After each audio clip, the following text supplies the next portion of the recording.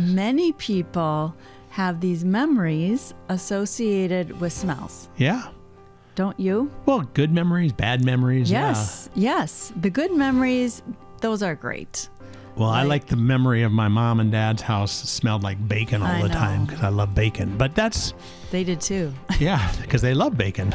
Yes. So, okay. Well, yeah. And what's an example of a bad memory smell? This memory stinks. It's Hunt for Wellness, episode number 219. Hello, welcome to Hunt for Wellness. I'm John Hunt. And I'm Christy Hunt. And this is the show where we help you live your best life, mind, body, and spirit. And this episode of Hunt for Wellness brought to you by waterdistillers.com. Great machines providing great water for your great wellness. Check it out at waterdistillers.com. Something really stinks. Is the memory of what? I know. Many people have these memories associated with smells. Yeah. Don't you? Well, good memories, bad memories. Yes. Yeah. Yes. The good memories, those are great. Well, I like the memory of my mom and dad's house smelled like bacon all the time because I love bacon. But They did too. Yeah, because they love bacon. Yes. So, okay. Well, yeah. And what's an example of a bad memory smell? Well, a bad memory smell is like our daughter that has a not the daughter that's a bad smell, but she has a bad memory associated with orange. Oh, oranges. Yeah. I was going to say, she didn't smell bad. No, she doesn't. That would be terrible to say about your kids. No, she does not smell bad. Good thing they don't listen to this or watch this podcast. It's really good. That's okay. So she's got this bad memory associated with orange. Okay. Which I believe she was sick a lot when she was a baby and sick in the hospital and took a lot of medications. Medications are usually flavored for kids with orange. That's interesting. Yeah. I believe there's nothing negative about orange, but maybe that. No, I believe that's what her negative you are right. emotion related to orange is. And interestingly, when I look up in Karol Main's Releasing Emotional Patterns with Essential Oils, the negative association of orange is hurt. Oh, which she was hurt, Didn't we do a whole podcast episode on that book? And I'll be coming back to that. Oh, you become okay. So don't check the show notes out quite yet. Yeah. Because we don't have it listed yet. So I just want to talk a little bit about the science of smell and then the connection to the memories. Got it. So when you smell an odor, you're actually breathing in these tiny molecules, and they stimulate specialized nerve cells called olfactory sensory neurons high in the nose. And there are a few million of these cells in your nose. Mm-hmm. And each one takes about 500 different types of odor receptors. So enabling it to selectively capture a set of odor molecules. It's really interesting. Your olfactory nerve is the first cranial nerve in your brain, starts in your brain and goes to the upper part of your nose and enables you to smell. It's the shortest sensory nerve. And studies show that using simple odors suggests that when we smell something, a particular combination of neurons are activated. So like we don't have one cell for bacon. Right. Bacon has many molecules in it, and then together the brain interprets it as bacon. Oh, that's interesting. Okay. I wondered how that all worked. Yeah. So it's really your brain that tells you, tells you what it is. And we actually don't even know how it really all works together. How it can sense all these different smells. I do. God created it that way. Yes, I know. He's amazing. He is. Who else could have done that? This wasn't random. Come on. I know. Come on. So, anyways, and no doubt you've caught a whiff of something and you're instantly transported to another place. Mm-hmm. Like smelling bacon. Right. You're in your parents' kitchen. Right. Or, and our brain begins forming these links to smells with an event, a person, or thing when we're children. Because we're just learning. And pleasant smells have been shown to even influence positive behavior, and unpleasant smells have the opposite effect, making people more aggressive. So think of like stinky places. Yeah. Can actually create stinky behavior. Yucky. I know. And these odor-evoked memories are often very strongly visceral. Okay. Like you get a strong reaction to them. Like our daughter with orange. Have an orange. Ew, that stinks. Right. And it doesn't stink to the rest of us. That's right.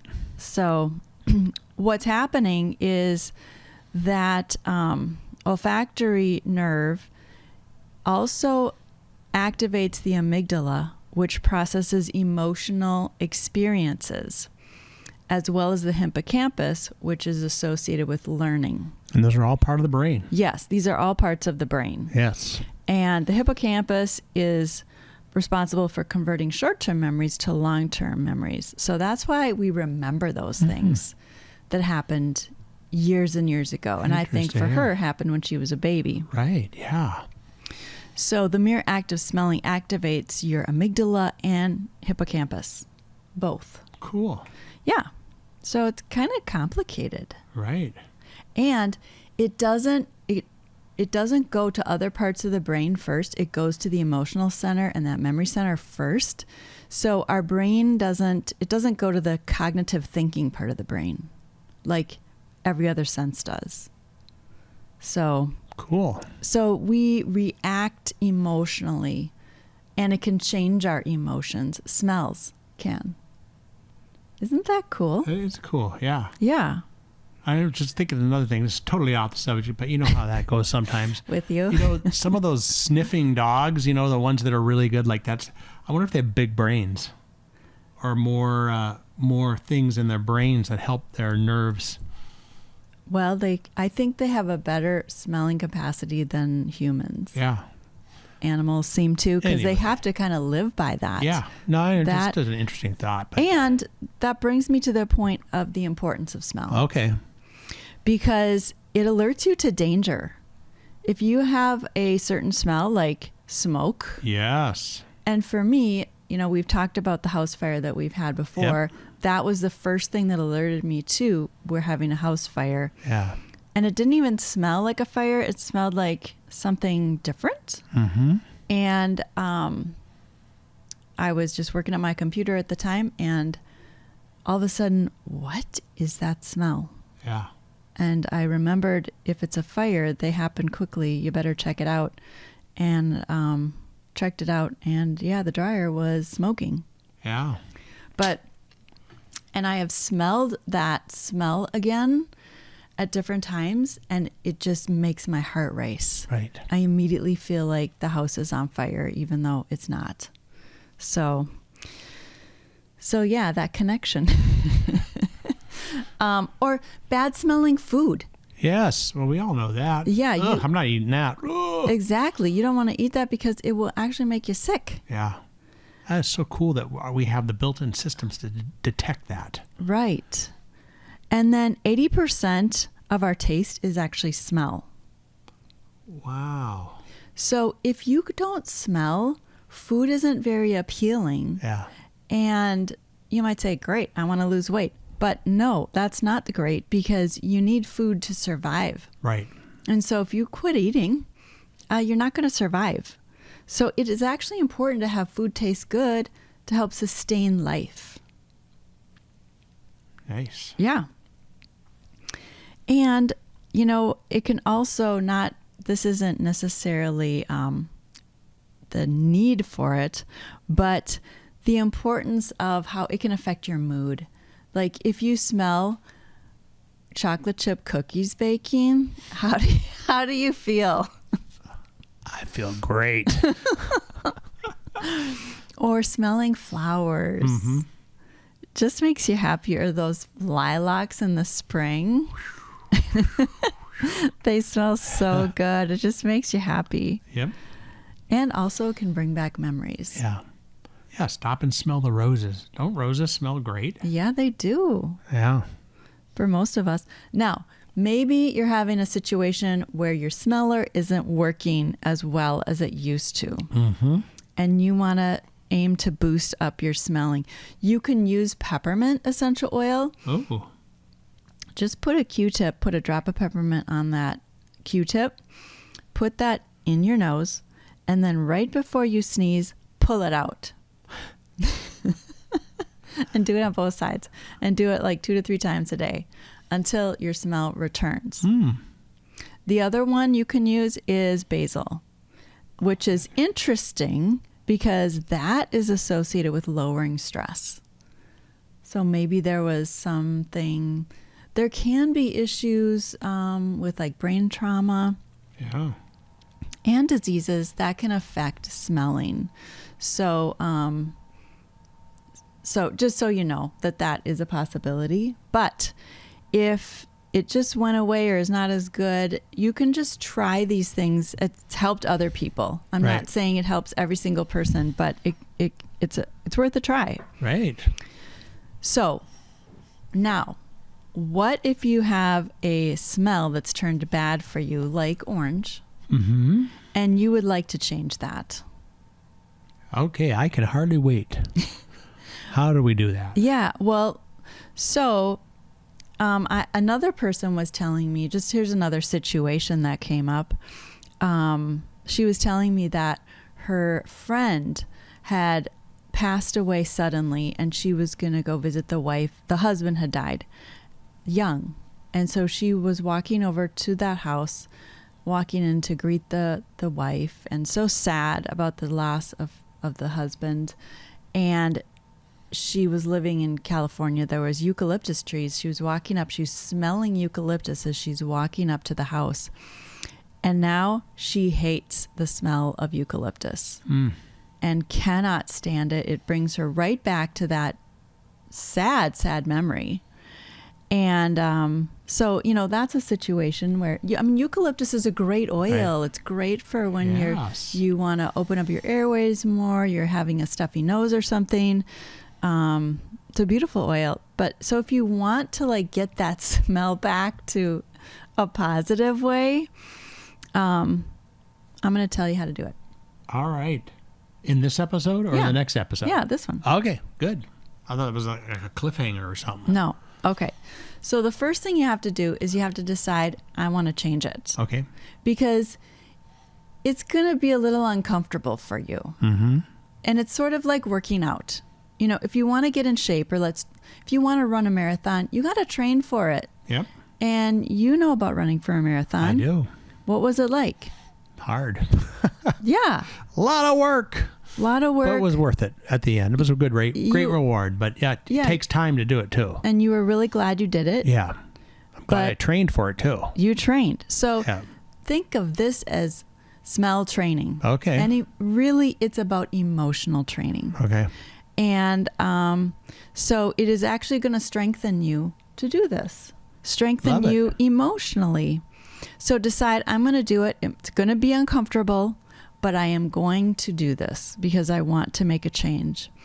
And so third, get the aroma, get the smell. Like for my daughter, it's orange. Yep. So she just takes the bottle of orange and just smells it and actually feels the feeling instead of pushing it away and saying, ew, yuck. Yeah, that's cool. Is like, what does this smell like to me? What are the feelings bringing up for me? What am I actually feeling? And just feel the feels. And basically what you're doing is you're allowing your body to go through the feelings of whatever it was. And maybe for that other person with eucalyptus, she cries. She grieves. Mm-hmm. She remembers the friend and does the grieving.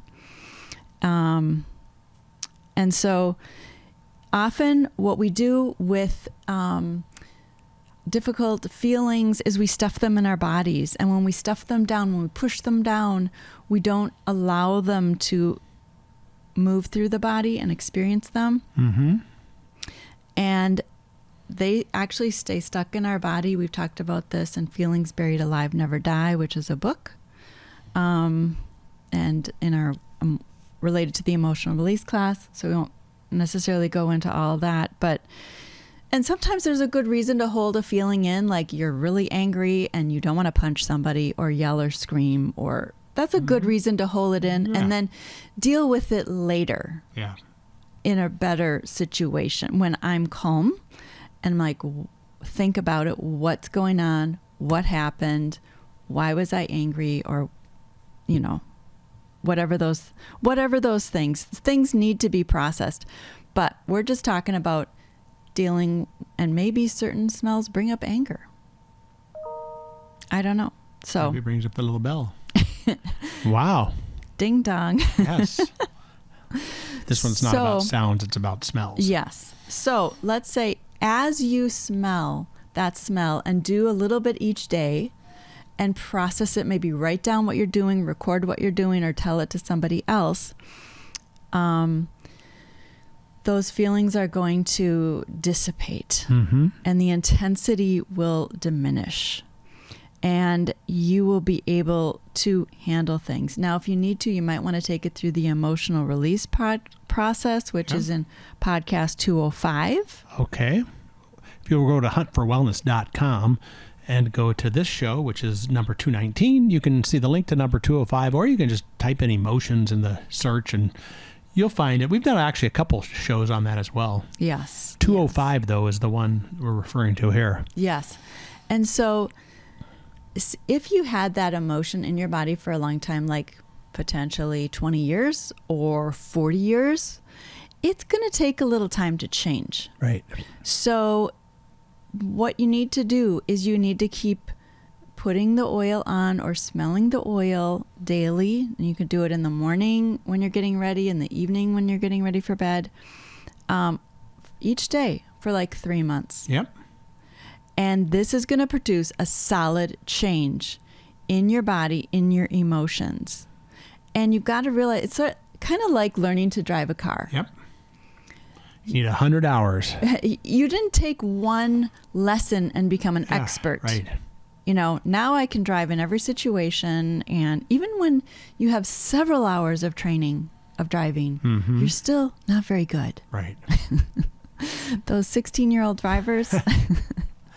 They need 200 hours. I know. So this is going to take some time, but it can be changed. Okay. If you want to change it, it can be changed. So, do you have any comments, John?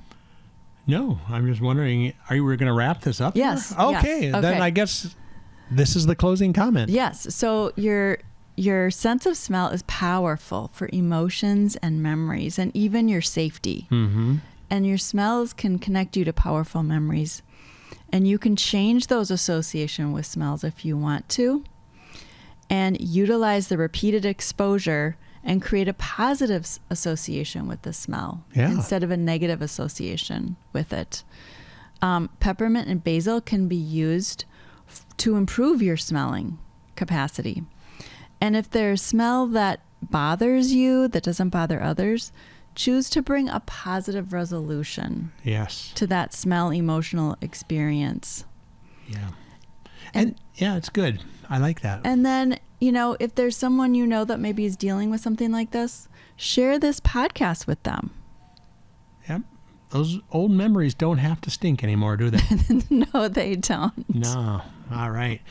Well, this episode of Hunt for Wellness is brought to you by waterdistillers.com. Great machines providing great water for your great wellness. Check it out at waterdistillers.com. And let's do another shout out for that episode that we did, which was on emotions. It was number 205. And if you want, actually, I'll just link it right up here. But you can also go to huntforwellness.com, episode number 205 on emotions, and definitely want to check that out and come back here, because hopefully you had a great memory of this particular podcast and it didn't stink. So we'll see you next time on Hunt for Wellness.